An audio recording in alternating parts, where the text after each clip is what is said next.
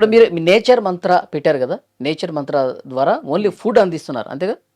మొత్తం ఫుడ్ ఏంది? ఫుడ్డే కాదు మొత్తం దానికి లైఫ్ స్టైల్ ఏం చేయాలి? ఫుడ్ అంటే మనకి ఎంత ఫుడ్డేగా. వాటర్ తాగటం ఫుడ్డే, తినటం ఫుడ్డే. మనకి మోషన్ వెళ్ళేదాకా కూడా ఫుడ్ కింద యేసుకుంటాం మనం. హ్మ్. మనకేందంటే ఇప్పుడు నేచర్ దీనికి సంబంధించి 3 తీసుకున్నాం మనం. అంటే మనిషికి రోగాలు, జబ్బులు ఎక్కడి నుంచి వస్తున్నాయి? ఆ 3 వాటిని తగ్గిస్తే అయిపోయింది కదా అనుకునే దాని మీద బేస్ అయ్యి మనం ఇది చేసేది. హ్మ్. ఇప్పుడు ఏం లేదండి, మనకి ఎక్కడి నుంచి వస్తాయి జబ్బులు? వంశపారంపర్యంగా వచ్చాయి, యాక్సిడెంట్‌లుగా వచ్చాయి. మన చేతిలో ఉండవు కదా! ఒక అది మహా ఉంటే 2, 3% ఉంటాయి. అవి మన చేతిలో ఉండవు కాబట్టి పక్కన పెడదాం. ఇంకెక్కడి నుంచి వస్తాయి జబ్బులు? అని, ఎందుకంటే ఇంత అనుభవం ఉంది కదా! ఈ అనుభవం నుంచే కదా తీసుకుంటున్నాను అన్నీ. హ్మ్. ఎవరో చెప్పో ఏదో చదువుకొని లేదు నాకు. హ్మ్. అయితే ఓకే, ఎక్కడి నుంచి జబ్బులు వస్తున్నాయని మీరన్నట్టు ఫస్ట్ ఫుడ్డే పెట్టాం. ఫుడ్ తీసుకున్నాం ఫస్ట్ స్టెప్. ఫుడ్ తీసుకున్న తర్వాత ఇంకా ఏదో కావాలి కదా! ఫుడ్ ఒక్కటే అయితే ఎలా?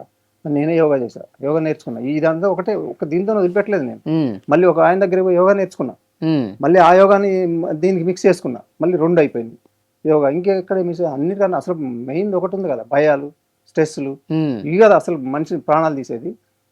కరోనా వైరస్ కన్నా నిజంగా వైరస్ కన్నా భయాలకు పోయినోళ్ళు ఉన్నారు కదండీ!